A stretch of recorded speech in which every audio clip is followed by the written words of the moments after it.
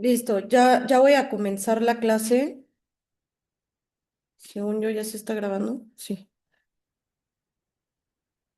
Yo no los voy a poder ver durante la clase, así que cualquier duda que ustedes tengan, por favor, abren micrófono y me consultan. Sale tanto aquí los del grupo como los que estén ahí en las pantallas de sus celulares. Entonces, el día de hoy, no me levanten la mano, ¿sale? Solamente abran sus micrófonos porque no puedo verlos.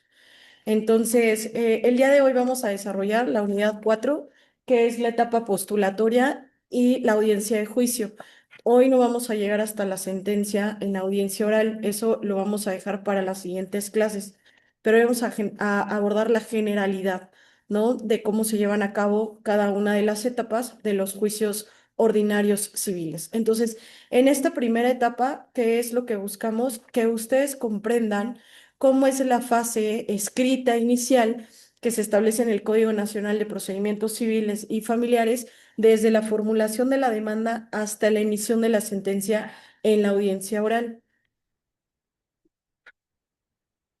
Entonces, cómo vamos a estructurar la clase del día de hoy? Primero vamos a hablar de esta etapa postulatoria, que es nuestra fase escrita. Y espérenme, porque estoy aceptando, compañeros, y vamos a explicar la naturaleza jurídica de esta etapa postulatoria, los requisitos de la demanda, que ya ustedes ya los han leído, ya los conocen, así que vamos a hacer un abordaje muy general de esos requisitos, pruebas, contestación, excepciones, reconvención y rebeldía. Y la segunda parte de la clase vamos a hacer el análisis de lo que consiste la audiencia de juicio, que son los alegatos de apertura, el desahogo de pruebas, obviamente esto basado en la teoría del caso, los alegatos de cierre, cómo se vincula la teoría de caso en los alegatos de cierre, sentencia y explicación de esta sentencia en un lenguaje cotidiano, ¿no? ¿Cuáles son los modelos de explicación de las sentencias ahora eh, regulados dentro del Código Nacional? Dentro de la etapa postulatoria, ¿cuál es su naturaleza jurídica? La etapa postulatoria lo que busca es que se fije la litis y que dentro de esa litis se establezca o se ejerza el derecho de acción que está establecido en el artículo 8 del Código Nacional de Procedimientos Civiles y Familiares. Ahorita le voy a pedir a alguien que me ayude a consultar el Código 8. Dentro de esta etapa postulatoria, en donde se fija la litis, las partes deben de formular sus pretensiones y defensas, es decir, qué quieren, ¿no? ¿Cómo van a demostrar eso que quieren? Delimitando el objeto del proceso. Hay tres principios, el artículo 7 nos regula más de 10 principios, pero hay tres principios procesales que son muy importantes que ustedes conozcan y ahorita vamos a hablar sobre su contenido. Uno de ellos es la igualdad procesal, otro es la contradicción y otro es la preclusión. Ahorita nos vamos a detener tanto en el artículo 8 como en el artículo 7, pero lo que quiero es explicar de manera muy general qué es la naturaleza jurídica, ¿no? Lo que buscamos también dentro de esta etapa postulatoria es que se materialice realmente el acceso a la justicia como un derecho humano. Y lo hemos platicado. Una cosa es el acceso a justicia como derecho humano y otro es el acceso a la jurisdicción, ¿sí? Justicia puede ser eh, global, el acceso a mecanismos alternativos, el acceso a los actos prejudiciales y el acceso a la jurisdicción sería en este caso tener la oportunidad de llevar a través de un juicio mi pretensión con las respectivas pruebas relacionadas a la misma. Entonces, este acceso a la justicia como derecho humano también se encuentra fundamentado dentro del primer artículo del Código Nacional como del séptimo a través de los principios que ahorita vamos a ir desglosando. Dentro del artículo 8 del Código Nacional de Procedimientos Civiles y Familiares nos habla sobre el ejercicio de la acción, es decir, el ejercicio de la acción nos requiere que exista la concurrencia de tres elementos. Uno, que exista un derecho subjetivo. ¿Dónde van a encontrar este derecho subjetivo? En el Código Civil, ¿verdad? Reconocido por el ordenamiento jurídico que sirve de base como la pretensión de lo que vamos a solicitar en nuestro escrito inicial por parte del actor. Segundo elemento, que si existe una violación o un incumplimiento o una necesidad de declaración, entonces, de un derecho, entonces se establezca dentro de ese escrito inicial con la finalidad de que se imponga una consecuencia, una condena, una sanción o la obligación de cumplimiento de la misma, ¿no? Y tercer elemento, que exista capacidad o legitimación. Hemos platicado ya también cómo podemos establecer la legitimación, ¿no? Desde un acto prejudicial, yo les decía que se necesita, ¿no? Para solicitar un medio preparatorio en el caso de una persona que cree saber lo que establece un testamento, ¿no? Entonces, ahí estamos hablando de que la persona tenía que acreditar que era la hija del de cuyos, ¿no? Entonces, nosotros vamos a establecer esa capacidad para el ejercicio de la acción por sí misma, ¿no? O sea, obviamente lo tiene que acreditar, aunque no lleve ella el proceso, tiene que acreditar que es la persona interesada para iniciar este proceso, aunque lo haga a través de su representante legal. ¿Y cómo se autoriza en el escrito a ese representante legal? ¿No? Se van a exceptuar algunos derechos o intereses difusos colectivos o de incidencia colectiva. Eso lo vamos a ver un poquito más adelante con los juicios de acciones colectivas, cómo acreditar la legitimación. Aquí lo vamos a ver, la capacidad y la legitimación en juicios de acciones colectivas. Ahorita nada más lo vamos a dejar que se tiene que acreditar esa capacidad y esa legitimación de manera individual, ¿no? El interés del actor por ejercer o por solicitar el cumplimiento de esa acción. Ahora, si alguien tiene el artículo 8 y me puede hacer favor de leerlo, sobre todo aquí los chicos que están allá en el celular o alguien que también pueda ayudarme aquí, me avisa y cierro el micrófono. Es que si me salgo ya no se los puedo.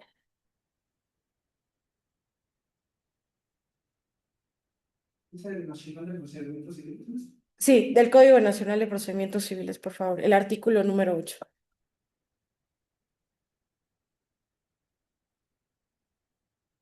¿Lo encontraron?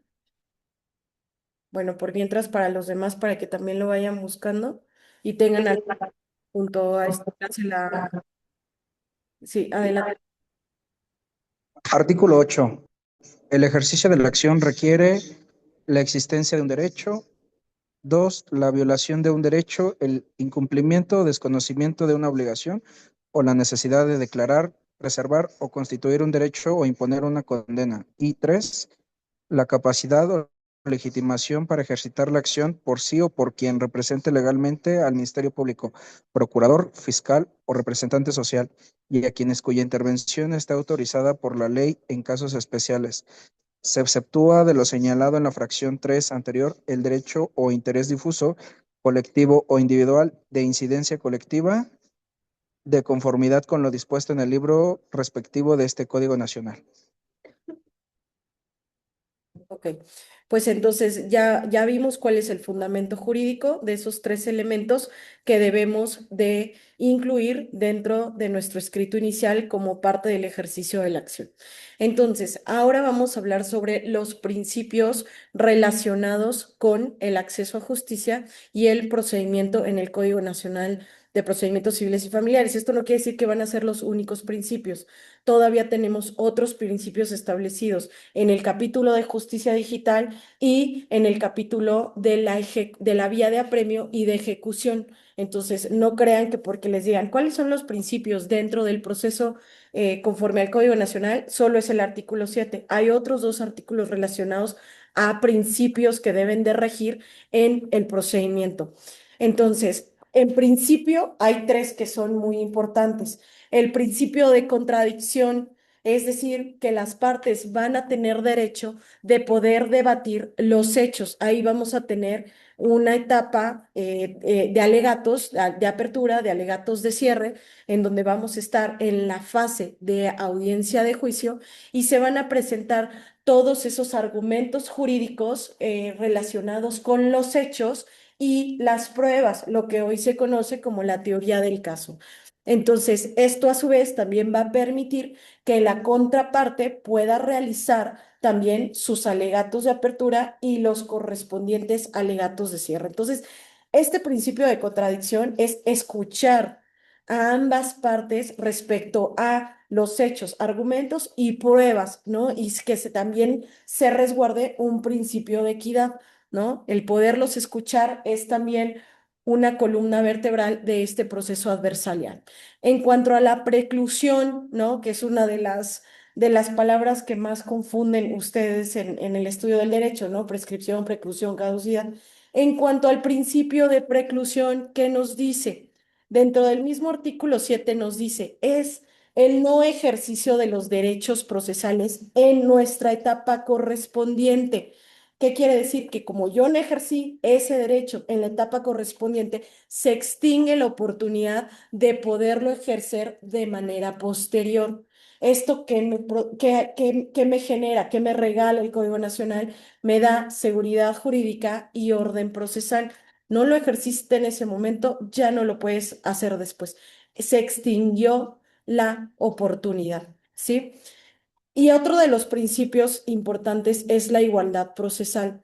Desde que se inicia el proceso inicial, desde que se inicia el proceso con su escrito inicial hasta la ejecución de las sentencias, las partes deben de recibir el mismo trato, ¿sí? Si hay en el escrito inicial, si hay una consideración por una condición de vulnerabilidad, bueno, tendrá que atenderse a esa condición de vulnerabilidad siempre y cuando se manifieste en el escrito inicial. Pero la intención de este principio es que siempre se tenga el mismo trato y las mismas oportunidades para ambas partes, ¿no? Salvo estas cuestiones de condiciones de vulnerabilidad o que exista la participación de niños, niñas y adolescentes, ¿no? Entonces, ahí hay algunas medidas de salvaguardia para que ustedes lo sepan y también hay un protocolo para esas medidas para que lo considere tanto el abogado como la autoridad en su estudio y en el proceso. Sí me gustaría, si alguien tiene por ahí a la mano el artículo 7, que aparte de estos tres artículos de los que hemos hablado, me pudieran hacer mención de otros tres. También está el principio de celeridad, está el principio de oralidad, está el principio de mediación. Entonces, si alguien lo tiene a la mano, más que leerlo o que lo lean y que luego lo expliquen, porque también me interesa que ustedes aprendan a interpretar lo que dice la legislación. Entonces, si pueden escoger otros tres de los que no mencioné aquí, perfecto, me dicen y cierro el micrófono. ¿Lo tienen?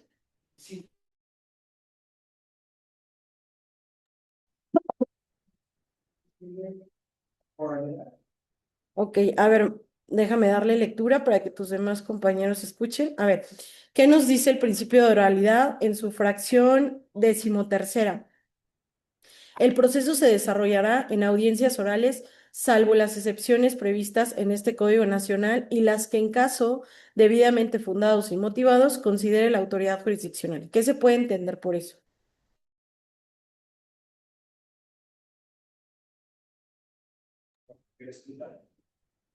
Muy bien. Sí, lo que va a prevalecer es más la oralidad que el formalismo procesal. ¿Ok? ¿Alguien más que quiera comentar también allá del otro lado?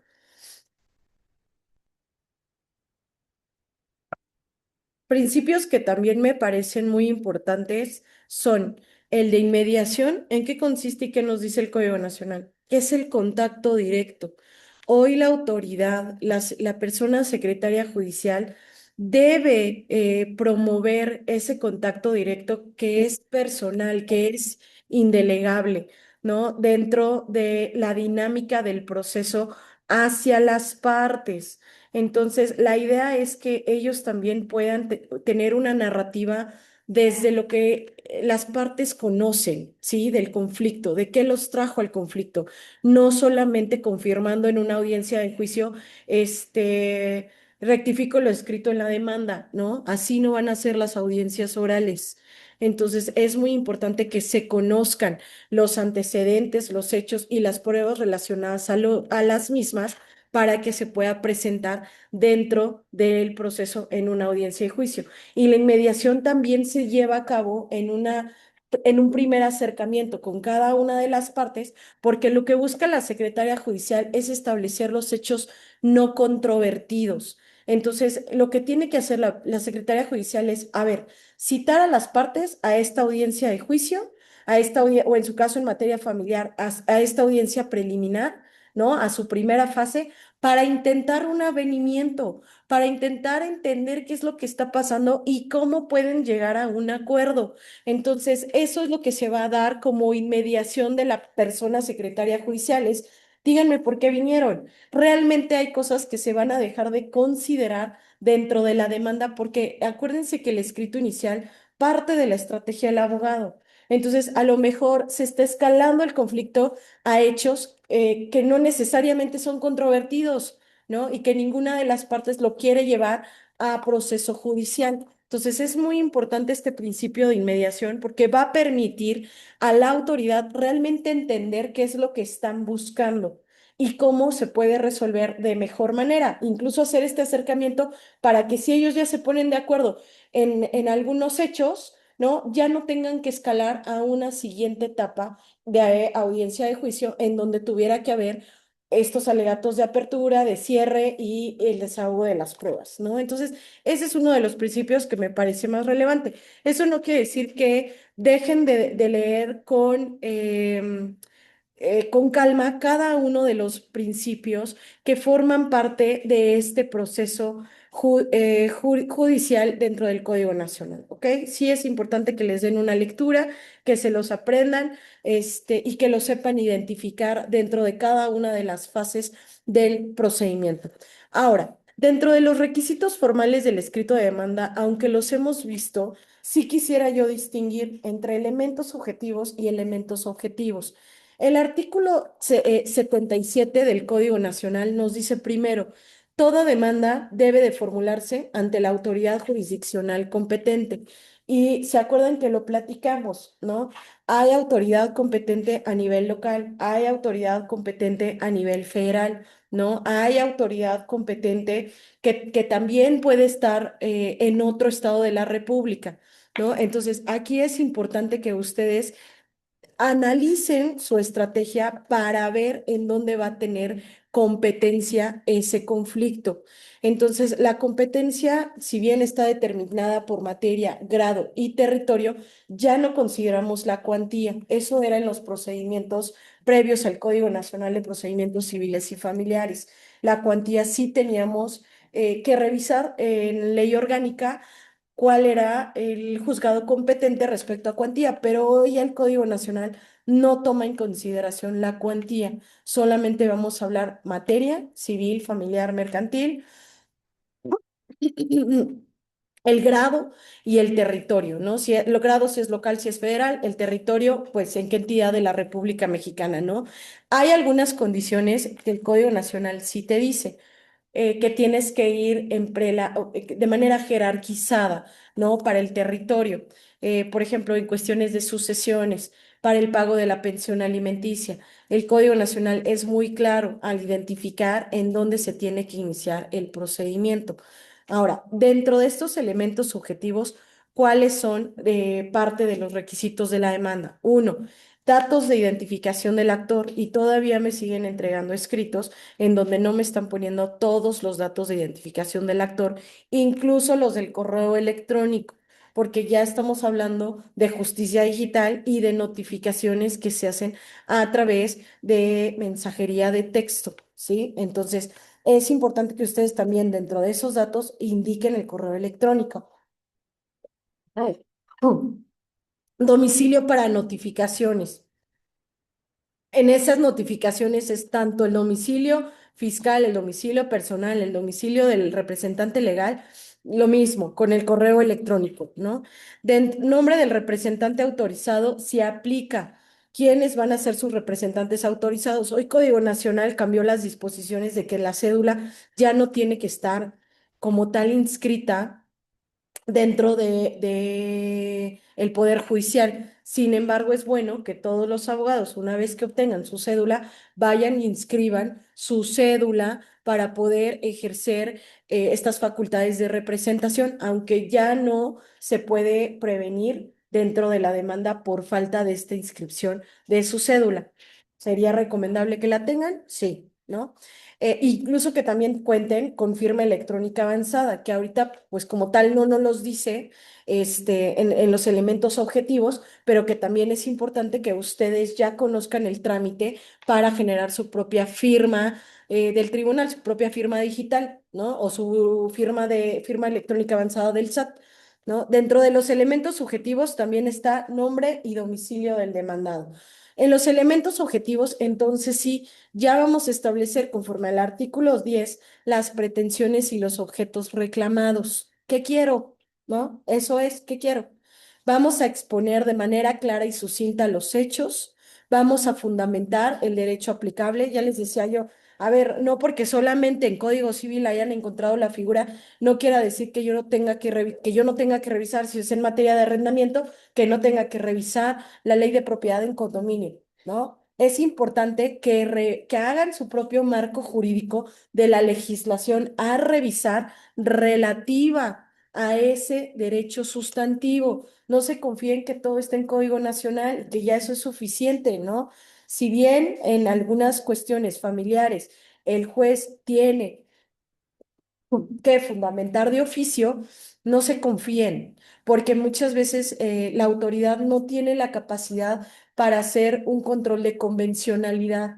Y si ustedes conocen el derecho internacional, es muy importante que también forme parte de ese escrito, porque van a tener mayores garantías y mayores protecciones a esos derechos que ustedes están solicitando en su demanda.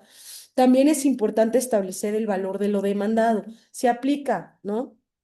Recuerden que cuando ya tienen documentos con cantidad líquida y exigible, pues estos a la hora de hacer un medio preparatorio se puede reconocer como un documento ejecutivo y se evitan todo un procedimiento ordinario. Entonces, bueno, aquí valoren ustedes cuál sería la estrategia, ¿no? Si desconocen el valor de lo demandado, ¿qué podrían ofrecer? ¿Qué creen que podría ser una opción a ofrecer si no tienen Peritaje. exacto, el peritaje, el avalúo, ¿no? Firma o huella digital del promovente. Ahora ya no hay, yo tenía un profesor, de hecho lo he invitado a esta clase, yo tenía a mi profesor de procesal que me decía, y si no tengo dedo, y ya ven que yo les he dicho, ¿qué pasa si no tengo dedo, no? Y si no puedo firmar, y si me duele el pecho, y si no tengo huellas, ¿no? Entonces, ahora ya la ventaja del Código Nacional es que podemos utilizar una firma electrónica avanzada o firmas biométricas, ¿no? Que están aseguradas por proveedores de servicios certificados. Entonces, yo creo que él en ese momento nunca se hubiera esperado que le contestáramos, pues con mi biométrico, ¿no? O con mi firma electrónica avanzada. Ya lo iremos platicando después. También, incluso dentro de los elementos objetivos, las copias de traslado. Acuérdense que aunque ustedes presenten la demanda electrónica, ahí también ustedes pueden anexar los documentos base de la acción, los documentos probatorios. Después, la autoridad pide que se entreguen de forma original, ¿no? En documento original. Pero hay procesos que no es necesario, puesto que el documento cuenta un pagaré electrónico. Pues entonces la autoridad no me puede mandar llamar para que yo ratifique ese pagar electrónico, ¿estamos? Entonces, en el momento de presentar mi demanda, en ese momento presento el documento para un juicio ejecutivo y es más que suficiente, ¿no? Ya no tendría yo por qué ser prevenido para que en el transcurso de 3 días yo presente esos documentos base de la acción de manera original. No tendría sentido, ¿ok? La falta de requisito de cualquiera de estos elementos, tanto subjetivo como objetivo, da motivo a un auto de prevención. ¿Qué es un auto de prevención? Es el escrito inmediato a recibir la demanda, el escrito inicial que realiza la autoridad para ver si admite, desecha o previene, porque falta alguno de estos elementos, el escrito inicial, ¿no? Eso es un auto de prevención. O en su caso, el desechamiento de la demanda, ¿no? Un auto de desechamiento. Esta no es la autoridad competente, por ejemplo, ¿no? No es materia local, es no es ámbito local, es ámbito federal, ¿no? Entonces se desecha, ¿no? En eso tendríamos que revisar estas cuestiones de competencia. Ahora, dentro del artículo 10 del Código Nacional de Procedimientos Civiles y Familiares, nosotros tenemos que identificar la acción. ¿Qué es la acción? Y aquí les puse entre comillas la definición de acción. La acción procede en un juicio aun cuando no se exprese su nombre o se manifieste equivocadamente. ¿Me puedo equivocar de una acción reivindicatoria, una acción de prescripción positiva? Sí, pero ¿qué sí, qué no me podría yo confundir en los elementos de cada una de esos derechos sustantivos, ¿no? ¿Puede ser incorrecto su nombre? Sí. ¿Puedo manifestarlo equivocadamente? Sí. Pero es importante entonces que se determine con claridad la prestación que se exija de la parte demandada. O sea, me pude haber equivocado entre la reivindicatoria y la prescripción, pero ¿qué quiero? ¿No? ¿Quiero la propiedad o quiero la posesión? ¿No? Eso es lo que yo tendría que estar diciendo. Y el título de la causa de la acción, ¿no? ¿Cómo voy a demostrar que yo cuento con la propiedad, pero no tengo la posesión, ¿no? Entonces, aquí va a operar un principio antiformalista, es decir, que la acción no queda impedida por errores nominales. Sí puedo confundir una acción con otra, suele pasar las primeras veces que estamos ejerciendo, ¿no? Pero que lo determinante es que yo establezca de manera muy puntual la prestación que yo estoy exigiendo. Entonces, eso es nuestro principio antiformalista. ¿Qué quiere decir? Yo les decía, bueno, dentro de esta etapa, ¿no? Postulatoria, nosotros lo que queremos es garantizar el acceso a la justicia. Entonces, en esta fase en la que yo voy a establecer mi acción, hay un mandato constitucional de que no porque yo tenga una denominación errónea de lo que es la acción, no quiere decir que tú no me vas a dar derecho de acceso a la justicia. No se me puede obstaculizar el acceso a los tribunales por un tecnicismo que afecta el fondo. Entonces, ese es otro de los derechos a proteger en el sistema. Y por último, la carga del actor. Es decir, no obstante, el actor debe de precisar con claridad cuál es su pretensión y cuál es su causa, debe también establecer la debida defensa, debe de también establecerse el derecho de debida defensa del demandado. Entonces, así como el actor tiene derecho a solicitar y establecer una acción y a solicitar su pretensión, también el demandado tiene derecho a defenderse. Entonces, esto es uno de los principios dentro del proceso. En el ofrecimiento de pruebas en la demanda, el actor tiene la carga de ofrecer sus pruebas desde el escrito inicial de la demanda, sino motivo de prevención y tendríamos que ver, ¿no? Porque hay autoridades que dicen desechamiento, no tiene sustento, ¿no? Entonces, hay una estricta vinculación entre los hechos que se pretenden demostrar y las pruebas para que tenga sentido el ofrecimiento de esas pruebas. ¿Qué es importante dentro de su escrito inicial? Que se relacione todas las pruebas con cada uno de los hechos. Ya les he dicho yo, ustedes ofrecen, ¿qué tipos de prueba existen? Documentales, documentales privadas, documentales públicas. Tenemos la declaración de parte, ¿no? Que hoy viene a sustituir la confesional.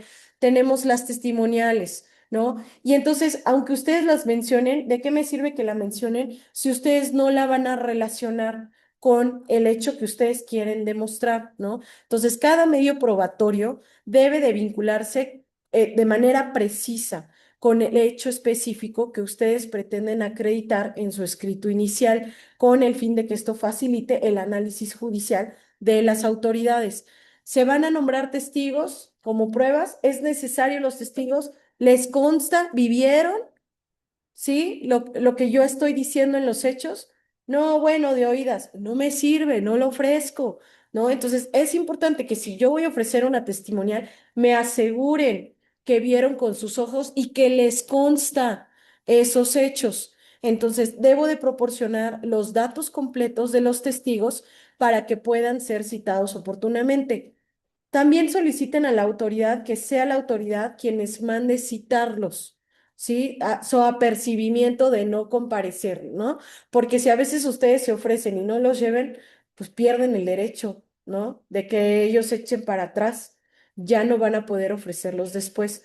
En cambio, si le dicen a la autoridad, necesito que usted los requiera, es diferente el cómo actúan respecto a esa prueba relacionada con los hechos.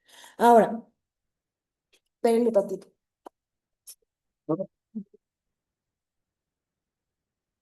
Dentro de los documentos que se deben de acompañar al escrito inicial son todos los documentos que funden esa acción.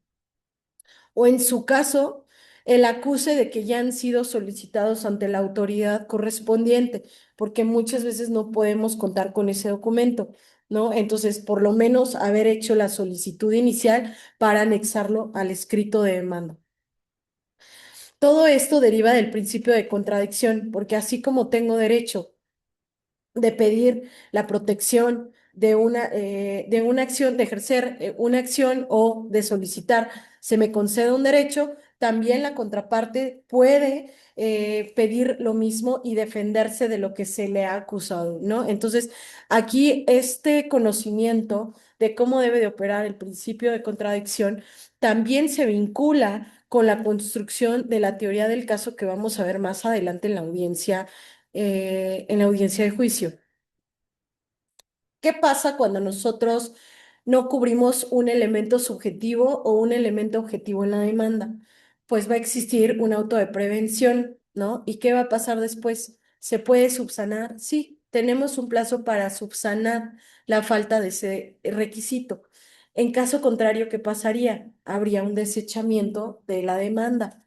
Entonces, primero se hace la revisión, en su caso falta un elemento, se hace la prevención, se subsana en el plazo que se nos concede por ley y en caso contrario de que no se subsane, se desecha, pero no se pierde el derecho, a menos de que ya haya prescrito, ¿no? Eso es punto y aparte, ¿no? Hay obligaciones que prescriben y si no las presentan en tiempo y forma y se las desechan, ya no puede suspender la prescripción, ¿ok?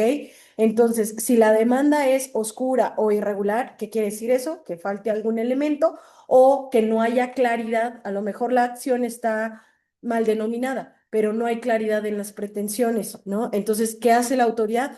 Dicta una prevención por una única ocasión y señala con precisión los defectos para que el actor pueda subsanar en un plazo de 3 días. Solo son 3 días. Entonces, ustedes entregaron la demanda y 5 días después no han visto qué pasó, ya perdieron el derecho a subsanar, ¿sí?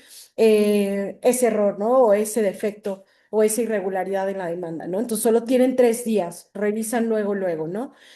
Si se satisfacen los requisitos o estos no son indispensables, como yo les decía, a veces previenen, ay, no puedo aceptar a la persona que se acaba de venir, perdón. Este, sí, no puedo.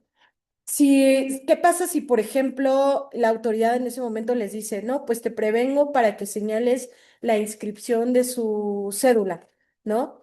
Si no es indispensable, se debe de admitir.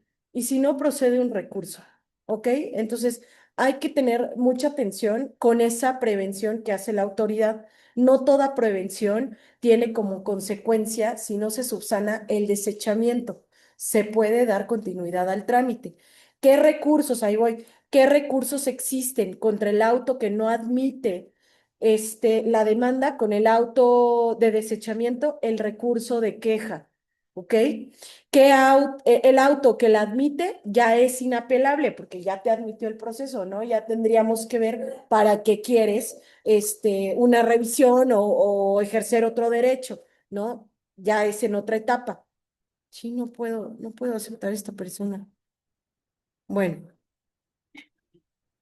Ahora, dentro del fundamento de la dirección procesal, el artículo cuarto nos dice, las autoridades jurisdiccionales contarán con todas las facultades, con las más amplias facultades de dirección procesal, es decir, ellos van a tomar las formalidades en cómo debe de llevarse a cabo ese procedimiento, ¿sí? Ellos van a decidir de forma pronta y expedita lo que en derecho corresponda respecto al formalismo procedimental, ¿no?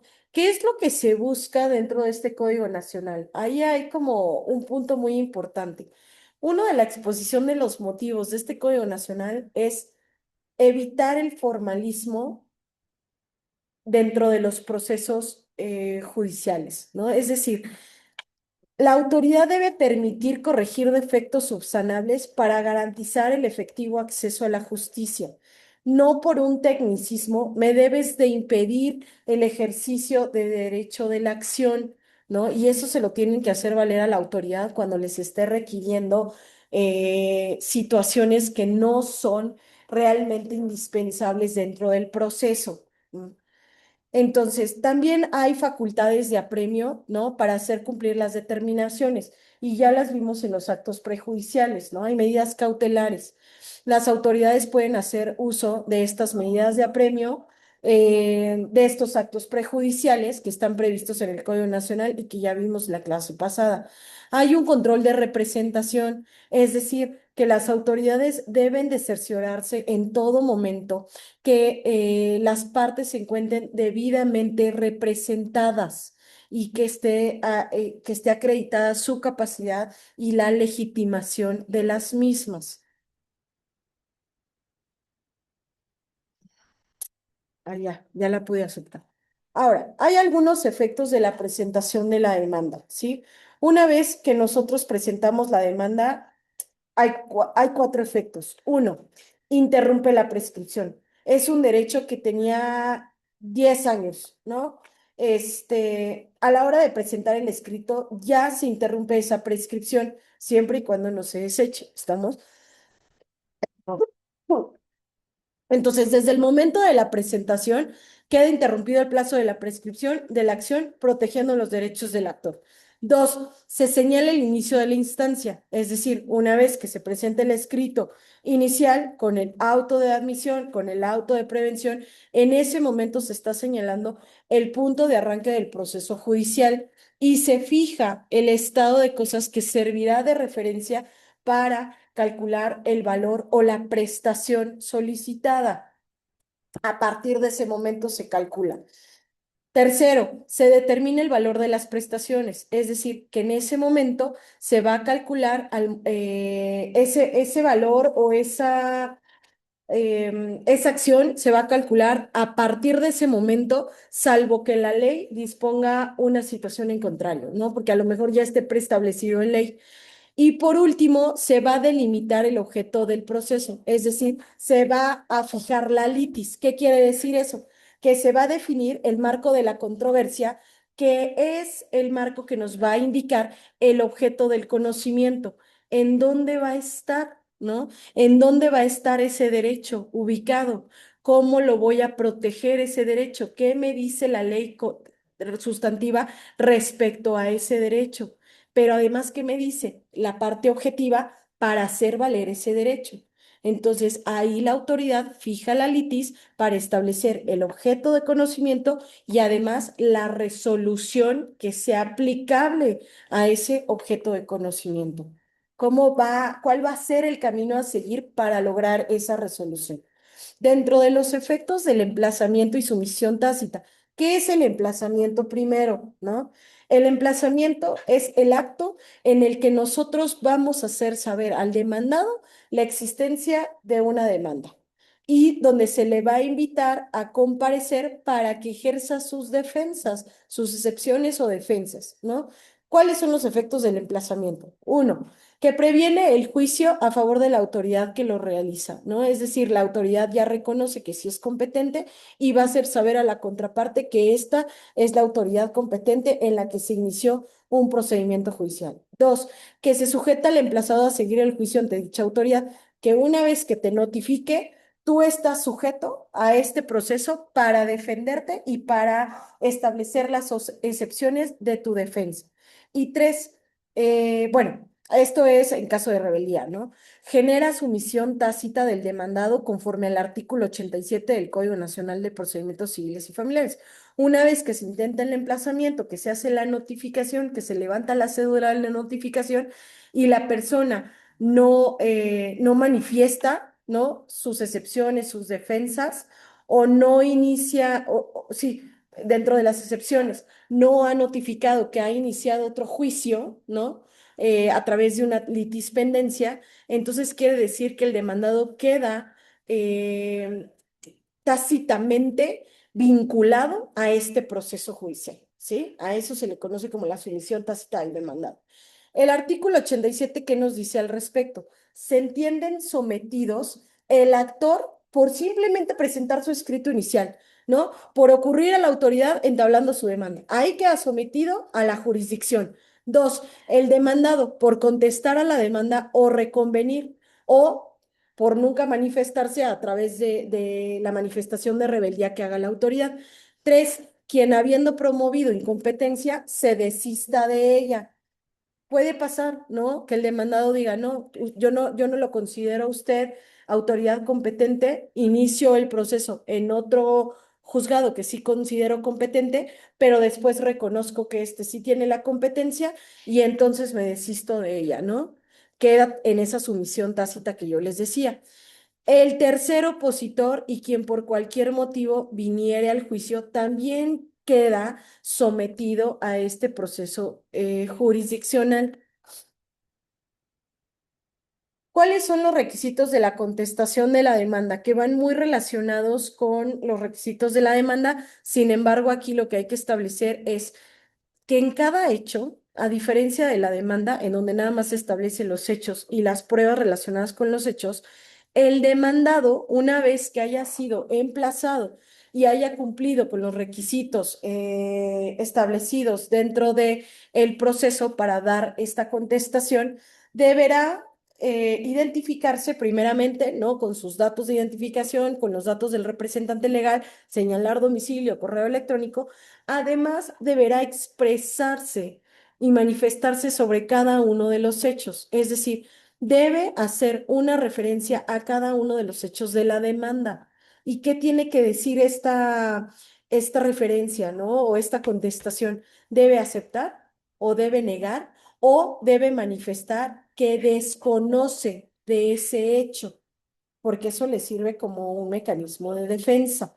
Siempre bajo protesta de decir verdad, ¿no? Yo no puedo constatar que ese hecho fue así, ¿no? Yo no celebré ese contrato, ¿no? Entonces simplemente tiene que decir, desconozco ese documento base de la acción, ¿no?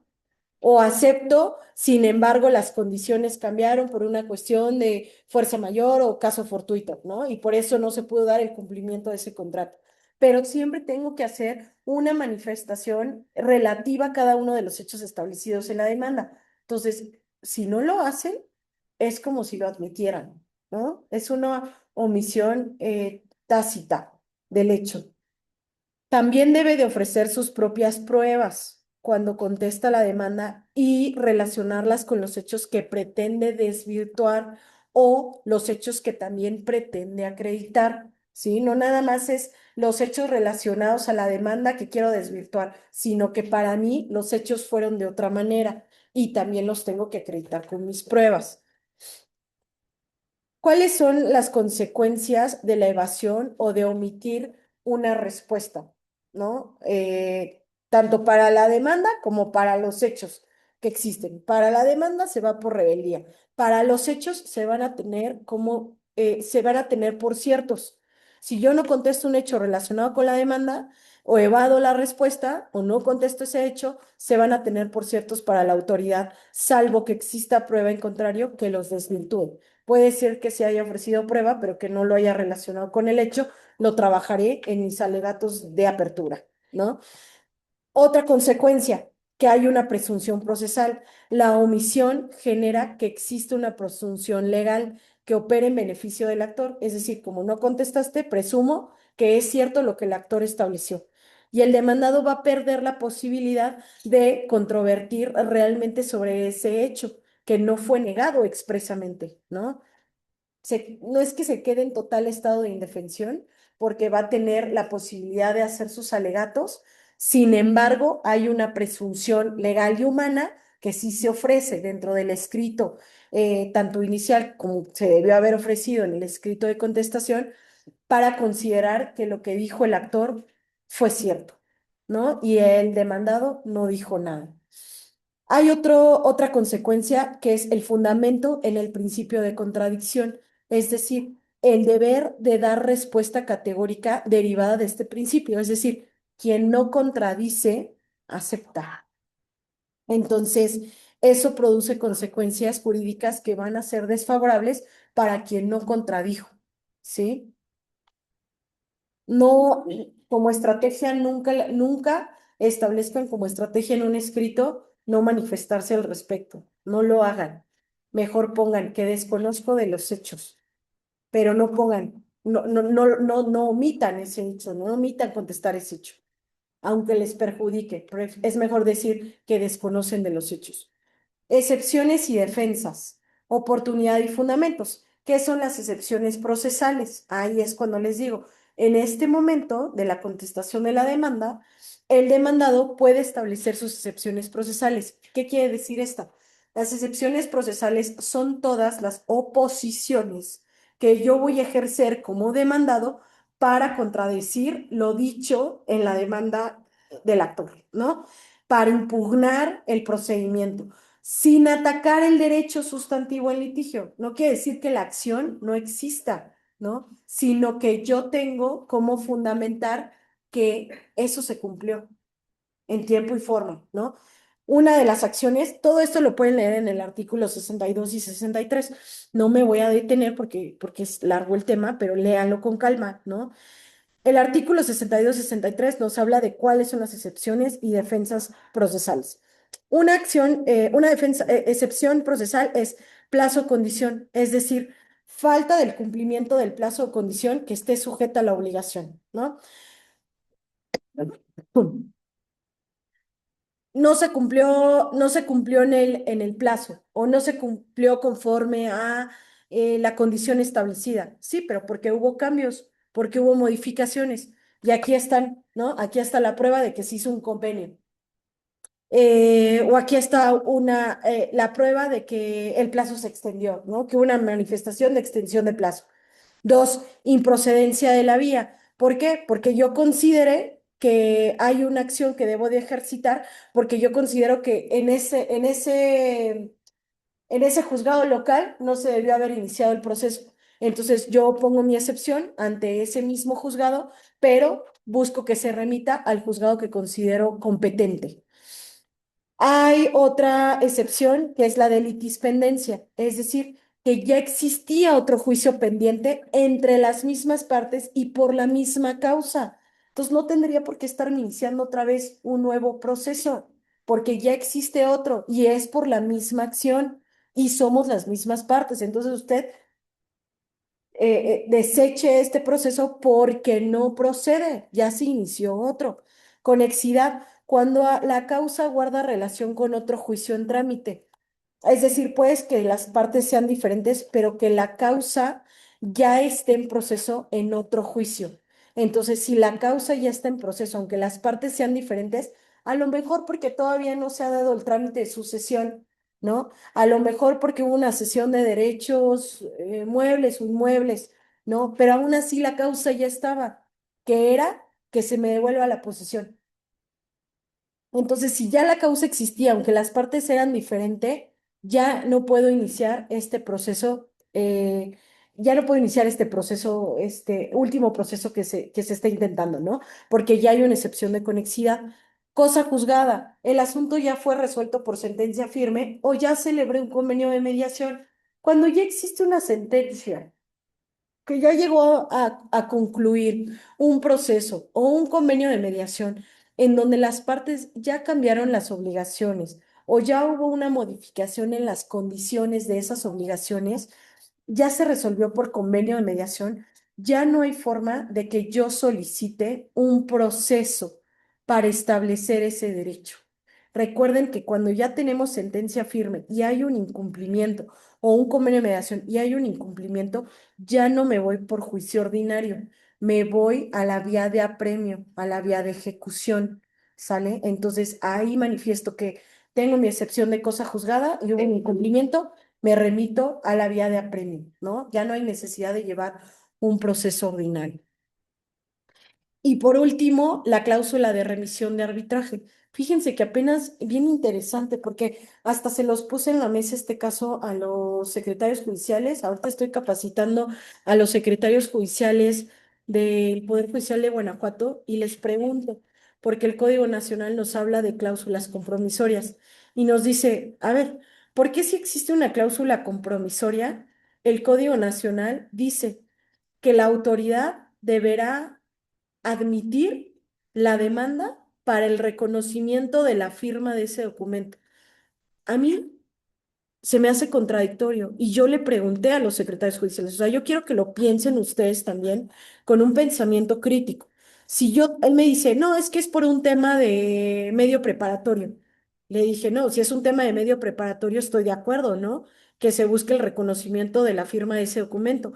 Pero si no es un medio preparatorio y yo quiero iniciar el incumplimiento por contra un proveedor o por el incumplimiento del servicio de prestación profesional, y en ese escrito privado existe una cláusula compromisoria en donde me remita ya sea arbitraje, ya sea mediación, ¿por qué la autoridad debe de admitir a reconocimiento de la firma ese documento?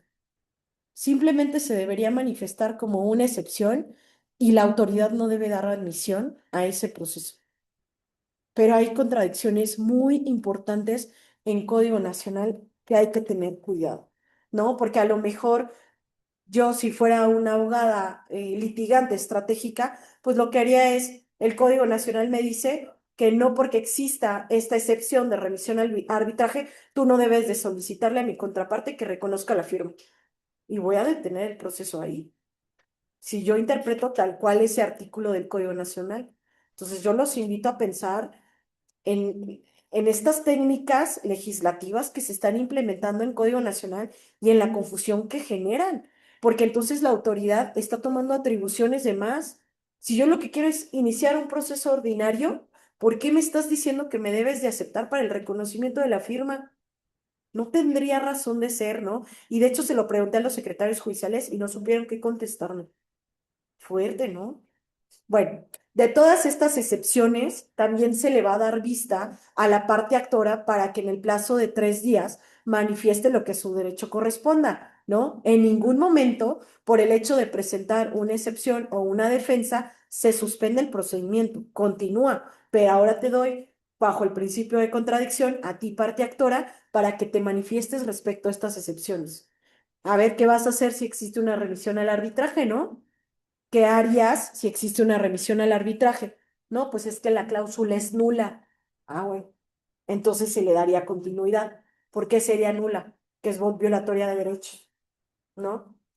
O porque fue en contra de la autonomía de la voluntariedad. Ah, entonces ya tengo que irme a vía incidental, ¿no? Pero dependiendo cómo fue presentada la excepción, el trámite, cómo se va a continuar, ¿saben? O sea, si se va a una vía incidental para desahogar esa excepción o defensa, o si continúa su curso bajo el procedimiento ordinario, ¿no? Ahí lo van a ir aprendiendo con la práctica, ¿no?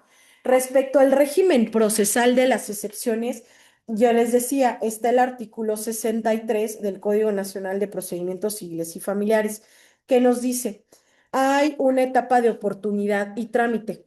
Es decir, que las excepciones se van a hacer valer al contestar la demanda, al presentar la reconvención o al solicitar las medidas cautelares en nuestros actos prejudiciales.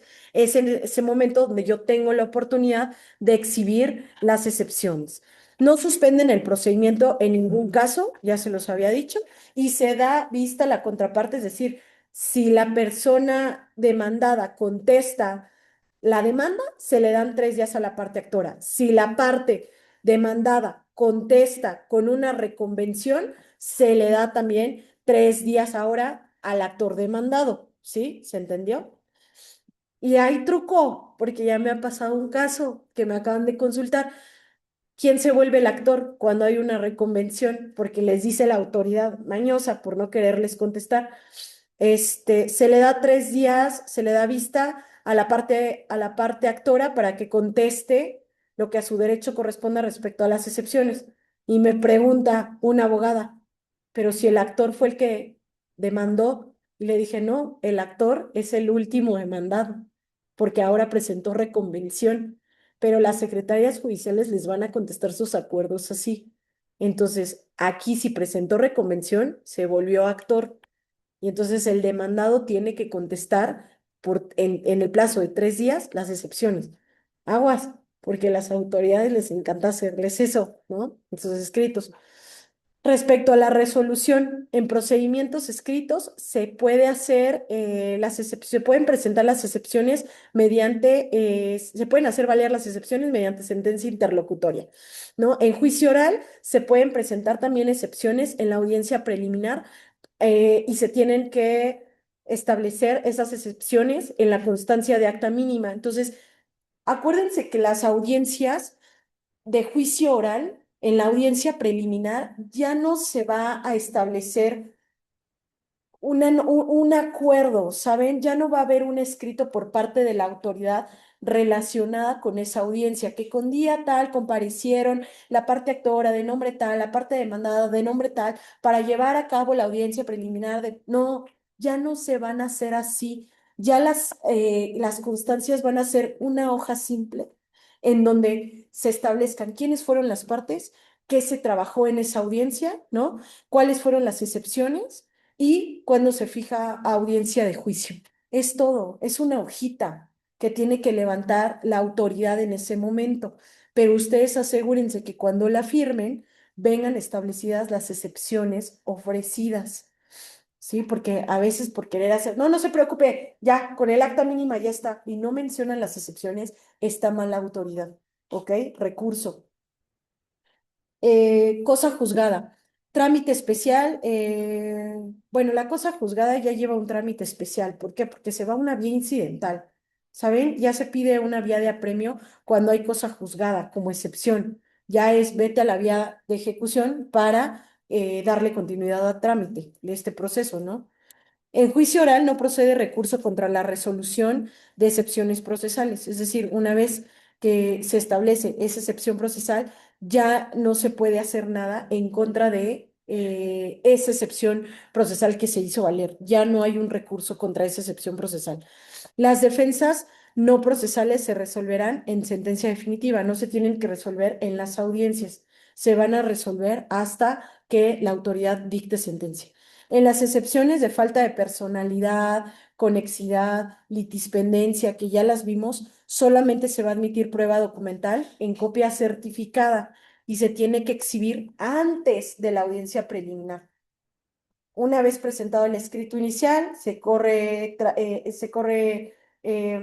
realiza el emplazamiento, ¿no? La parte demandada contesta, ofrece sus excepciones, la parte actora contesta en un plazo de 3 días, y si habla solamente de ese tipo de 3 excepciones, personalidad, conexidad o litispendencia, entonces sí se tienen que presentar las pruebas documentales en copia certificada, ¿ok? Antes de la fecha de audiencia preliminar, revisen porque en juicio ordinario varían los términos, ¿no? Pero son 15 días por lo general, ¿no? Para llevar esta audiencia preliminar, para que se dicte fecha para la audiencia preliminar. Entonces van a tener 15 días solamente para presentar esas copias certificadas. Revisen qué tipo de proceso es, ¿no? De manera general son 15, pero depende qué tipo de proceso es.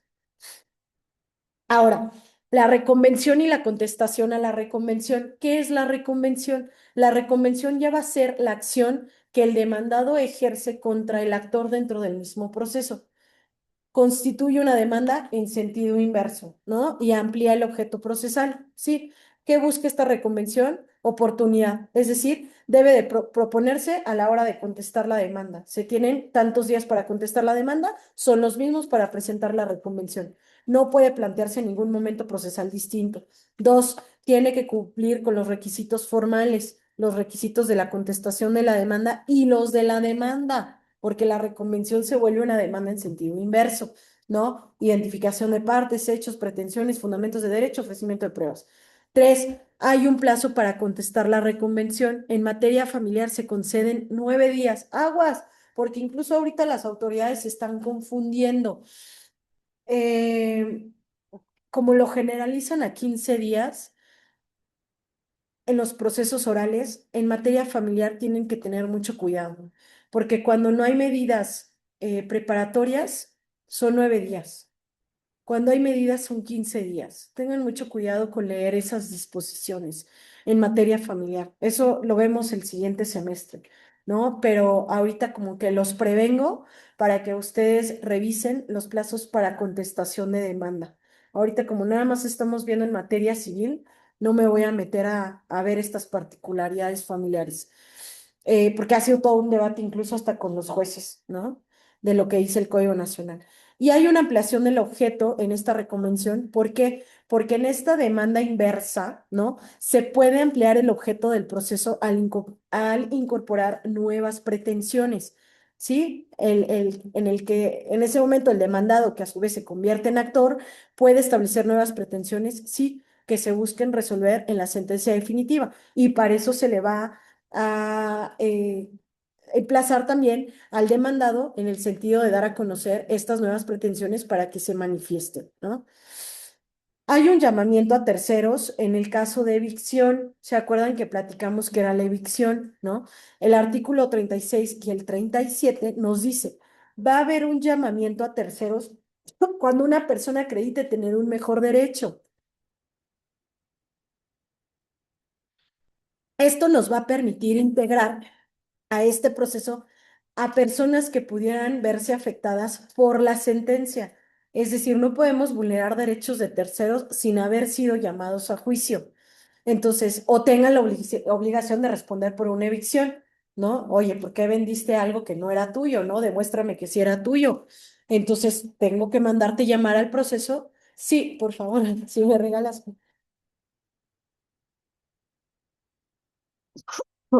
Gracias. Ay, mejor sácala tú y dame. Sí, muchas gracias. Sí, gracias. Ahora, ¿qué tenemos que hacer en este llamamiento a terceros de evicción?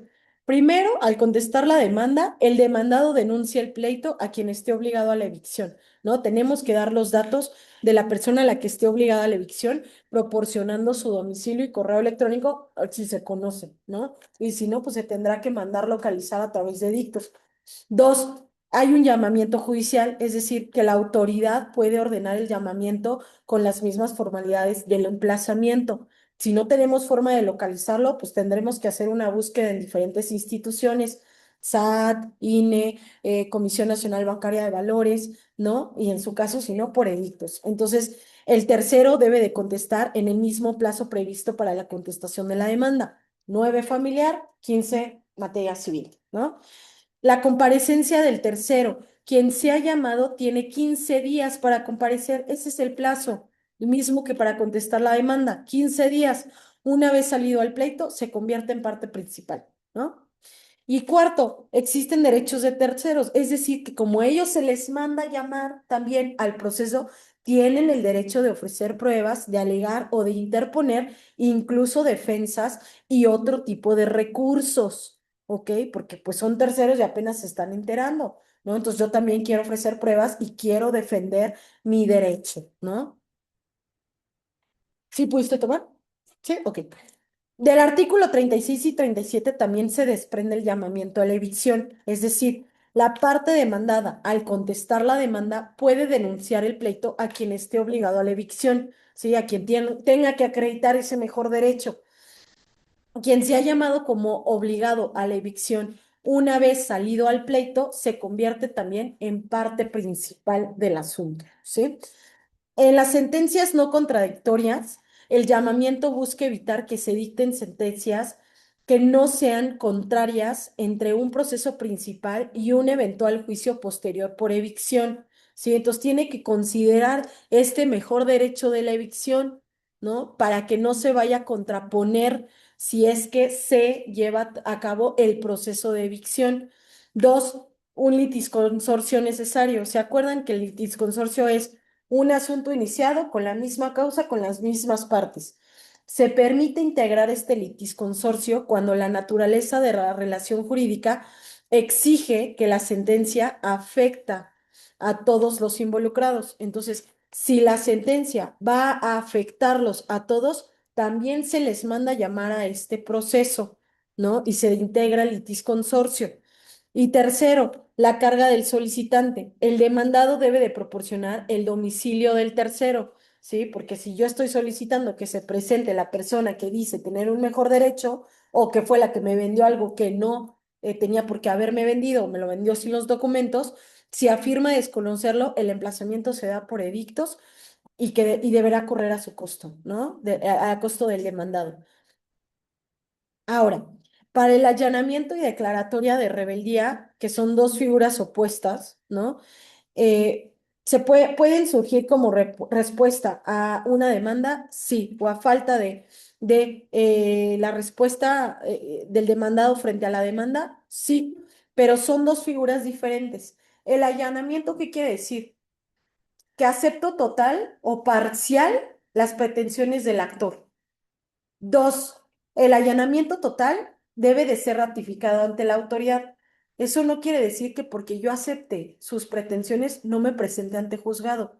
Debo de presentarme ante el juzgado a ratificar. Ahí ya tienen un formato, ¿eh? Nada que es complejo. A veces el allanamiento se da porque en procesos familiares o, por ejemplo, sí, en procesos familiares, cuando hay un cese de la pensión alimenticia, pues ya los hijos son mayores, ya se casaron, ya ni viven aquí, ¿no? Una cosa es que te allanes y que escribas un escrito, ya sea que lo presentes y luego vayas a ratificarlo diciendo que sí, que efectivamente ya eres mayor de edad, que tu papá, tu mamá cumplió con la pensión alimenticia en el periodo que se necesitó y vayas y lo presentes en un escrito y luego la autoridad te mande a llamar para ratificarlo en un formato que ya tienen en el juzgado, pero es muy diferente a no contestarlo, a decir, ay, no voy a hacer nada porque sí, ya soy mayor de edad y ya no tengo que hacer nada, ¿no? Eso se le llama rebeldía. ¿Ok? Entonces, sí hay dinámicas distintas con cada uno de estos procesos. En el allanamiento, una vez que se ratifica, se dicta sentencia en un plazo no mayor a 10 días. Díganme si eso es cierto. No, no, ni creo que vaya a ser cierto, ¿verdad? Todavía mandan llamar para audiencia. Todavía en los procesos anteriores nos siguen mandando llamar para una audiencia de pruebas, ¿no? Se supone que esa audiencia ya no va a existir con Código Nacional y que una vez que haya allanamiento ya se ratificó ante la autoridad, ¿no? Que estoy de acuerdo con todas las pretensiones, pues ya debieran dictar sentencia a 10 días. Vamos a ver si es cierto. Pone fin anticipado a la controversia sobre lo allanado. Pues sí, porque ya no hay una situación de controversia, ya no hay litigio que acreditar. Entonces, una vez que yo acepté de manera total o parcial, pues ya no hay nada que continuar en este juicio, ¿no? A diferencia de la declaratoria de rebeldía. ¿Cuándo hay una declaratoria de rebeldía? Cuando no contesto. Cuando a pesar de que esté de acuerdo con las pretensiones, o con unas o todas, no contesto y se vence el plazo legal, ¿no? Entonces ahí se declara la rebeldía. Dos, ¿puede ser conveniente o no? Pues depende, porque si ustedes tienen a su cliente fuera de México y no hay forma de que venga a ratificar, ¿qué hacen? Pues mejor no contesten, que se vaya por rebeldía. Yo tuve los dos casos en un mismo asunto, fíjense. Un hijo que sí quiso venir a ratificar y se presentó al juzgado porque su papá quería cerrar ya su proceso derivado a que su papá tuvo un cambio de condición sexogenérica, ¿no? Y él lo que quería era ya terminar con ser hombre en su vida, ¿no? Terminé de pagar universidad, trabajos de mis hijos, todo les di, ¿no? Ya quiero dejar esa obligación de ser hombre. Uno de sus hijos me pidió que trabajara su escrito de allanamiento, fuimos al juzgado, lo ratificó y asunto arreglado. La otra hija ya estaba trabajando en Suiza y dice, no hay forma de que yo vaya, ¿cómo voy a ir? ¿No? O sea, me voy a gastar más en ir que en que se vaya por rebeldía, ¿no? Porque además no hay controversia, no hay una situación que yo le tenga que discutir a mi papá. Ya cumplió conmigo, ya cumplió y tan es así, yo estoy ganando pues, en euros, ¿no? Entonces, a ella sí no la pudimos presentar y ella sí tuvimos que esperar la declaratoria de rebeldía. A diferencia del allanamiento, si se allana, la sentencia se dicta en un plazo no mayor de 10 días. Si se va por rebeldía, va a demorar más, ¿no? Entonces, las resoluciones subsecuentes se van a notificar por boletín o lista. Eso ya no va a pasar con Código Nacional, se va a notificar en tu sistema de mi tribunal o del SICOR, ¿no? Ahí es donde lo van a poder ver. Ya que boletín o lista, yo no, ya no he, de hace 5 años para acá yo no he vuelto a consultar un boletín o una lista, la verdad, ¿eh? Todo ha sido por sistema digital. ¿Se pueden decretar medidas cautelares sobre los bienes del rebelde si está en rebeldía? Sí, con el fin de garantizar que éste no vaya a aparecer de la nada y se deshaga de esos bienes muebles. Se vincula con el efecto de la preclusión, es decir, si yo ya no ejercité mi derecho en tiempo y forma, lo perdí. Ya no puedo contestar la demanda de manera posterior, ¿no? Vemos una lámina más. Ah, no, yo creo que lo dejamos ahí. Me parece que es mejor que lo dejemos ahí para que la siguiente clase ya empecemos con la audiencia de juicio y entonces ustedes puedan repasar los fundamentos legales que vimos de la etapa postulatoria. Artículo 8, artículo 7, artículo 62, artículo 63, que habla sobre las excepciones y defensas. ¿Sale? ¿Dudas? ¿No? Acá, chicos que están conectados, a ver, alguien escribió. Déjenme dejar de grabar. Ya. ¿Están mezcladas dilatorias y perentorias? Ah, no, ya vi. Me están hablando de otra cosa. Este. De las excepciones, es que Ah, doctrinariamente nos sí, las enseñan como excepciones dilatorias y perentorias. sí. Dilatorias, pues las que alargan el juicio y Ujú. perentorias las que lo terminan de tajo, pero, o Sí, sea, fue esa confusión, pero vi que estaban separadas. sí, sí. Bueno, muchas gracias. No me metí a dar excepciones porque eso es tema del siguiente semestre. Las excepciones, la clasificación de las excepciones también en la práctica forense, ¿no? Entonces ahorita ya lo hice como parte nada más, las excepciones, parte de la etapa de fijación de la litis, ¿no? De la etapa postulatoria. No me metí a fondo de, pero sí es importante que lean la clasificación de las excepciones, el artículo 62 y el artículo 63 del Código Nacional, ¿sale? Para que no vaya a haber Profesora, disculpe, sí, y en caso de la violación de un principio únicamente se hace la apelación, ¿no? Bueno, es que hay de principios a principios. eso, eso te iba a contestar. Aquí el tema, déjame dejar de compartir. ¿De qué manera está afectando ese principio al juicio? Estamos hablando de un principio relacionado con el debido proceso. Estamos hablando, por ejemplo, del principio de interés superior del menor. Estamos hablando de amparo indirecto, ¿no?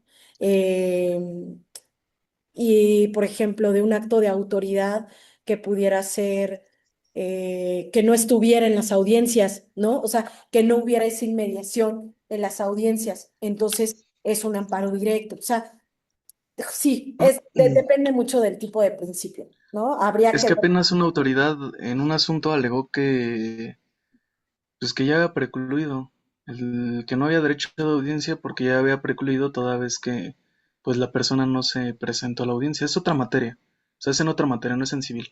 A ver, Pero entonces esta autoridad, ¿mande? explícame el caso. Sí, Es en sede administrativa, la autoridad argumenta que precluyó el derecho porque se exigió el derecho de audiencia toda vez que no se le notificó a la persona y no supo de qué lo acusaron. Entonces, cuando se apela, la autoridad comenta pues que precluyó. Entonces no, bueno, me refiero a que evidentemente están violando el acceso a la justicia, la tutela judicial efectiva, bla, bla, bla, pero argumentan este asunto, entonces era lo que le quería comentar, por ejemplo, en materia, pues en materia civil, si la violación de un principio, pero bueno, o sea, va a ver dónde sea apelable y dónde no, ¿no? Donde sea evidentemente un amparo indirecto.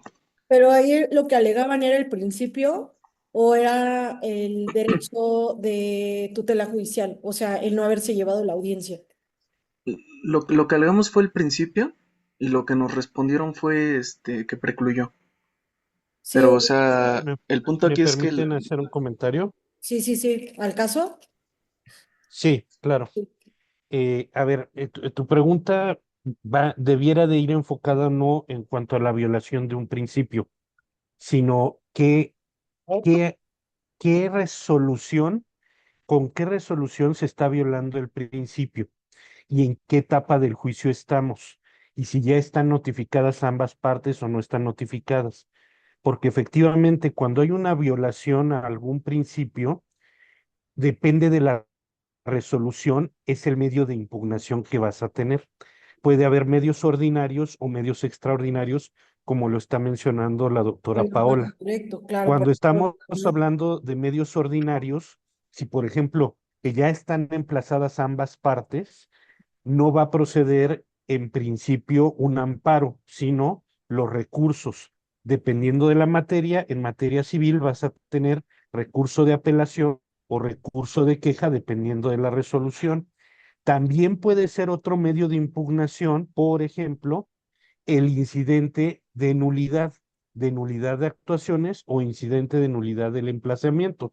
Depende la violación que se genere en el acto procesal, no es tanto el tipo de principio, sino del acto. el, el acto con el que está plasmando esa violación.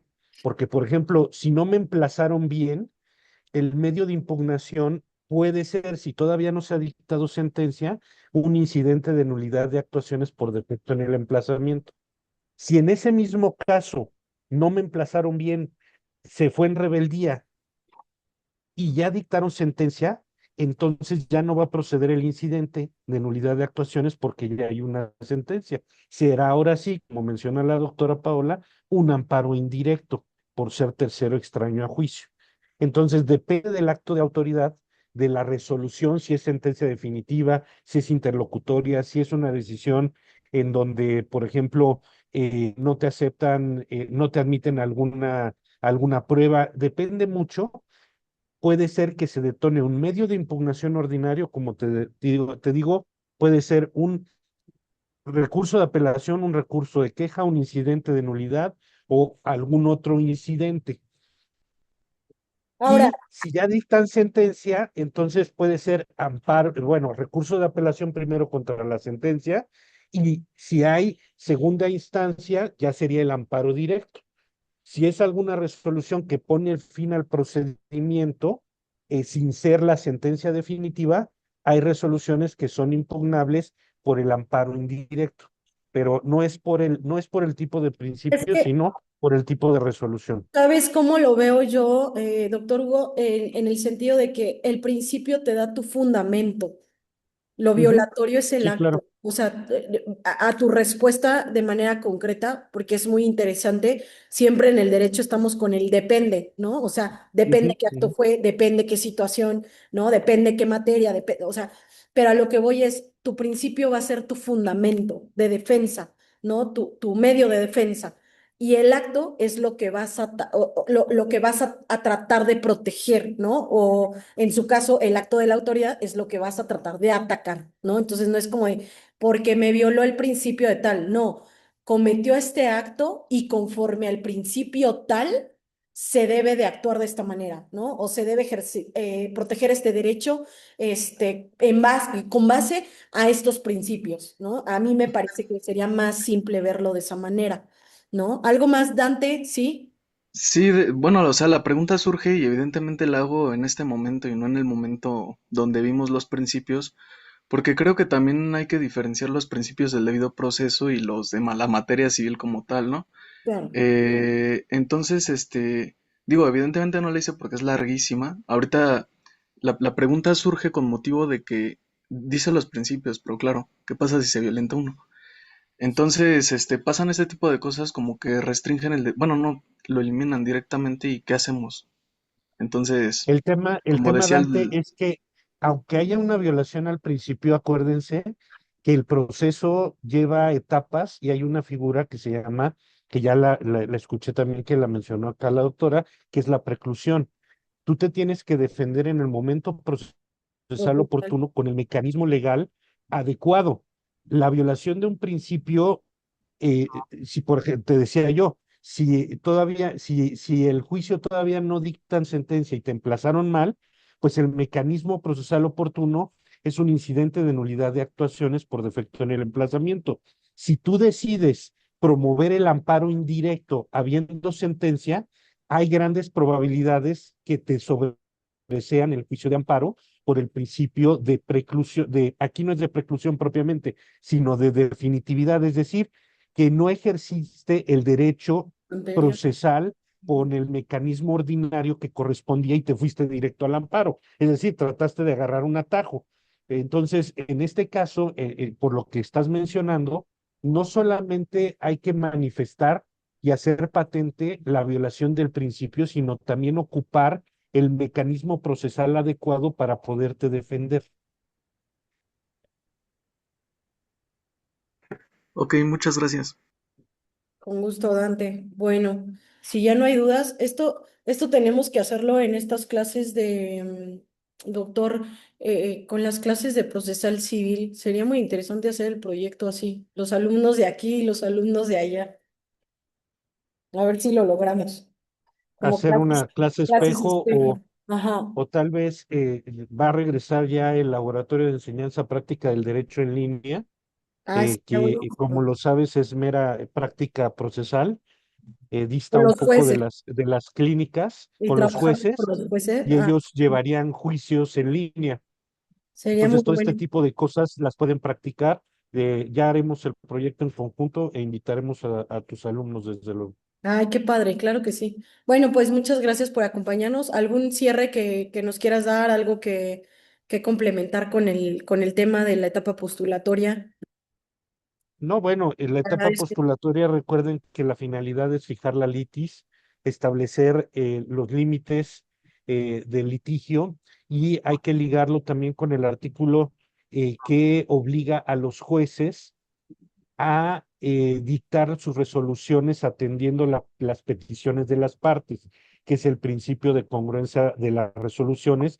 En específico, aquí estamos hablando de las sentencias. Entonces, es muy importante que ustedes sepan pedir en la etapa postulatoria, que es el momento procesal oportuno, todo lo que deban de pedir como prestaciones y todos los argumentos que deban de generar, ya sea como acción o como excepción, porque eso es el fundamento para que el juez pueda dictar una sentencia, analizar las pruebas y dictar una sentencia, porque puede ser que exista una prueba mal ofrecida y que se haya admitido, que no debiera de haberse admitido, que ni siquiera tiene vinculación con lo que pidieron como acción o como excepción, y el juez, aunque existe esa prueba, no va a poder darles la razón porque no pidieron bien las cosas, ya sea como prestaciones o narrando los hechos o narrando las excepciones o contestando los hechos. Entonces, es muy importante esta fase postulatoria porque digamos que es el basamento del procedimiento, y si tiene un mal basamento se nos va a caer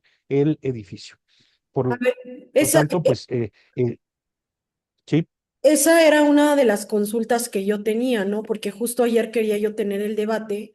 En el artículo 388 lo voy a compartir rápidamente, porque era lo que yo les preguntaba a los secretarios judiciales. Me parece muy interesante este punto, porque mientras ellos no deben de excederse de lo que se les está solicitando, en el 388 nos dice, si la cláusula compromisoria forma parte de documento privado, al emplazar a la otra parte de la audiencia a que se refiere el artículo anterior, la persona secretaria judicial le requerirá previamente para que reconozca o no la firma autógrafa o electrónica del documento.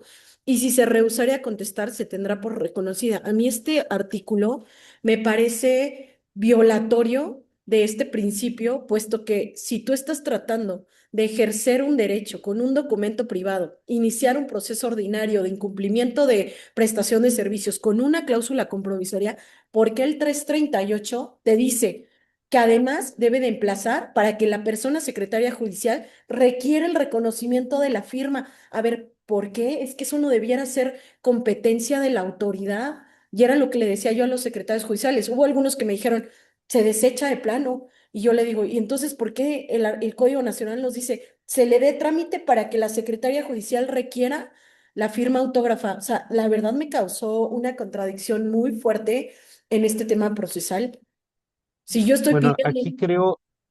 Ajá. aquí creo que el artículo lo que está buscando es bajo el principio de seguridad jurídica, el facultar al juez o al secretario para que se cerciore de que ese documento que fue en el ámbito privado contiene una firma de las partes que se van a someter con esa cláusula compromisoria. Entiendo que se vuelve un requisito previo, que muchas veces nos pone un escalón más, pero me parece que aquí lo que está tratando el legislador es de buscar la certidumbre, la seguridad jurídica de los que van a entrar con esa cláusula compromisoria bajo la esfera judicial. Sí, o sea, te lo entiendo como medio preparatorio.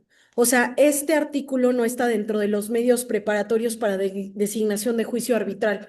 Te lo creo. Estoy de acuerdo. Si este artículo fuera parte de los medios preparatorios para la designación a juicio arbitral, entonces sí, que mande la secretaria judicial llamar a las partes para que se reconozca la firma y se le dé trámite a la designación de juez porque este se rehusare, porque no hay sustituto, etcétera, ¿no? Las condiciones de la designación de juicio arbitral. Pero si es para un procedimiento ordinario civil, este artículo me parece contradictorio, violatorio a los principios establecidos en el proceso. Sí, Dante. Profesora, ¿qué pasa si se acepta la firma como tal, siguen y luego se determina que no es cierta bajo pericial? O sea, ¿la reconozco o no la reconozco? No importa, O pero sea, luego determinan que no es mía. aquí lo Bueno, que si hubiere un reconocimiento expreso ante el juez, ya. ya no la puedes impugnar porque ahí Sí. estás ratificando la firma. Puede ser que no sea la tuya, pero si ahí en presencia judicial ya lo estás haciendo, estás ratificando, estás convalidando hasta cierto punto. Ahora, eso en caso de que tú quisieras impugnar tu propia ratificación. Si fuere al revés y le perjudicare tu ratificación a la contraparte, sí cabría la posibilidad de abrir un incidente e irse al ámbito penal. Pero la verdad es un caso bastante, no digo que no pueda suceder, pero es bastante complicado porque ya estás ante la presencia judicial y además te estás acreditando cuando vas a un juzgado, te piden que te identifiques y que hagas las expresiones ante un juzgador en donde además no se vea que te están obligando, que hay temor, que hay algún tipo de Coercionamiento. violación o que te estén forzando. Entonces se ve un poco complicado, no digo que no se pueda, porque se pueden ejercer medios de presión que no sean evidentes, pero se tendría que impugnar y estaría muy cuesta arriba. Además, uno le apuesta a que la contraparte no vaya, ¿no? Y que se ratifique por sí sola, ¿no? Como les decía Ujú. del acta recepción, que no venga a la audiencia para que se ratifique por sí sola que sí existió esa compraventa, ¿no? Le apuestas. Pero